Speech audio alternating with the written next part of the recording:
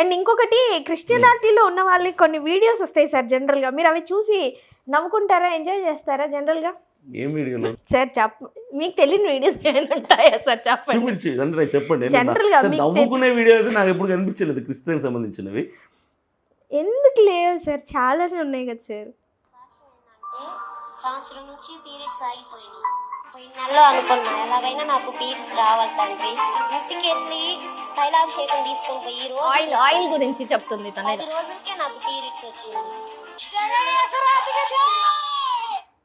ఏంటి సార్ ఇది ఆయిల్ గొడవ ఏంటి? ఇంకొక వీడియో కూడా చాలా ఉన్నాయి. కప్పుకునే విషయంలో చాటింగ్లు చేస్తారు, డిలీట్ చేసేస్తారు. ఫోన్లు చేసుకుంటా ఉంటారు, ఎవరెవరికో డిలీట్ చేసేస్తూ ఉంటారు. వాళ్ళు చూస్తే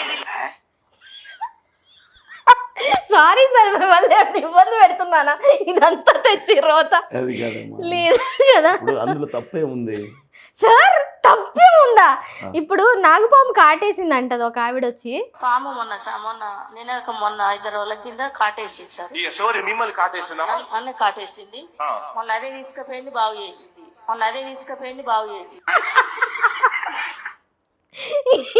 ఎట్లా పాము తీసుకెళ్ళి చెప్పండి సార్. నాకు అసలు క్లారిటీ లేదు. ఈ వీడియోలు రోజు నాకు సజెషన్లు వస్తున్నాయి. పాము ఎలా తీసుకెళ్తుంది సార్ చెప్తున్నారు కదా సార్. అమ్మ ఒకటి చెప్తాను, స్టేజ్ మీద ఎక్కేసరికి ఆమె టెన్షన్ లో ఏదో మాట్లాడేసింది సార్. ఒక్కటంటే ఏమో అనుకోవచ్చు సార్, చాలా ఉన్నాయి సార్ ఇంకా నా దగ్గర. కొంతమంది ఇంకొక వీడియో సార్ తీసుకొని మామూలుగా తుడవట్ల, చిన్న డస్ట్ పార్టికల్ కూడా ఉండద్దని ఈవిడ ఎవరంటే ఒక జాన్ వెస్లీ గారి వైఫ్ పాసిపోయి ఎర్రగా కందిపోయిందండి. పెద్ద సమస్య వచ్చి పడింది. కందిపోతే నాకు దేవుని స్వరం వినబడతా ఉంది. ఏమిటండి మీరు మాట్లాడేది?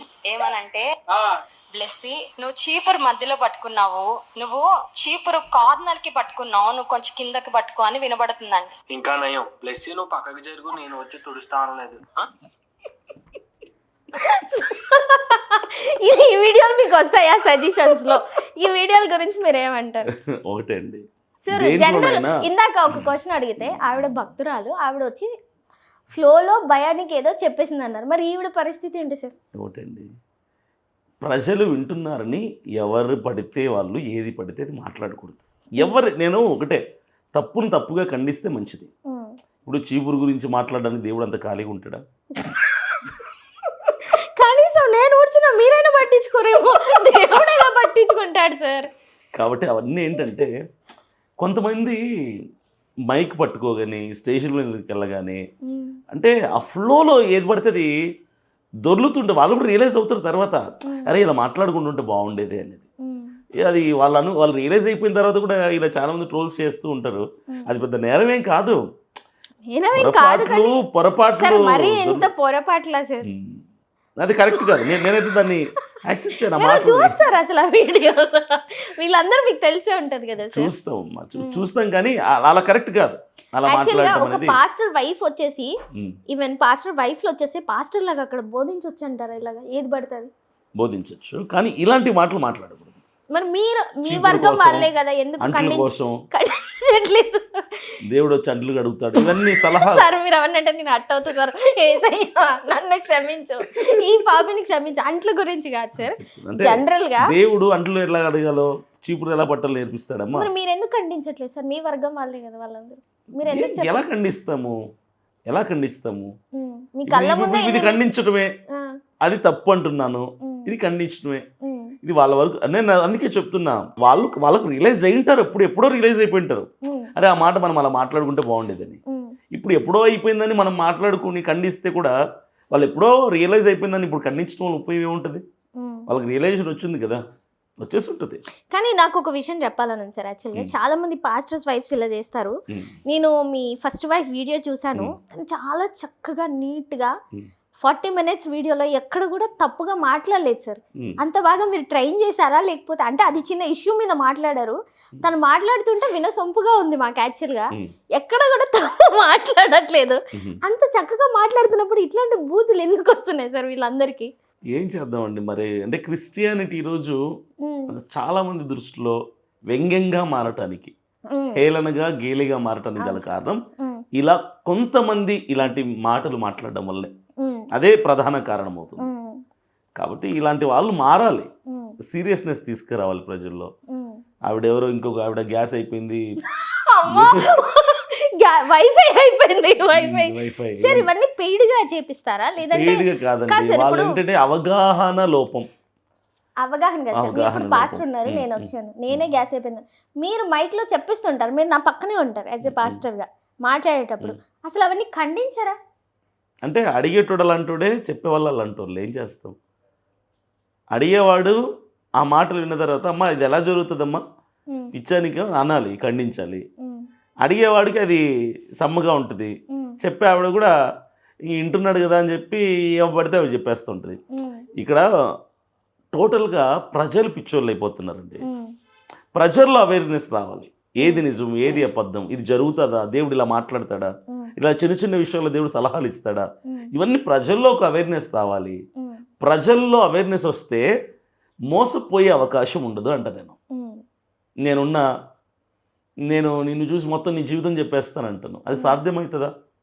జనరల్ గా ఫాదర్స్ కి ఏదో తెలుస్తుందంట కదా సార్, మొహం చూస్తే రీడింగ్ ఏదో చెప్పేస్తారంట. ఏమీ తెలియదు సార్ మీరు పాస్టర్ కదా, ప్లీజ్ నన్ను చూసి నా ఫేస్ చూసి చెప్పండి సార్. నీ ఫేస్ చూసి నా అర్థంలో నా ఫేస్ చూసుకున్నా నాకేం తెలియదు. సార్ లైఫ్ అనేది ఒక సస్పెన్స్ గా ఉంటేనే థ్రిల్ ఉంటుందమ్మా లైఫ్లో.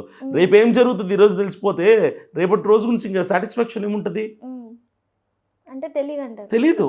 అవన్నీ కూడా గిమ్మిక్స్ అంటారు, వాటిని చీప్ ట్రిక్స్ అంటారు.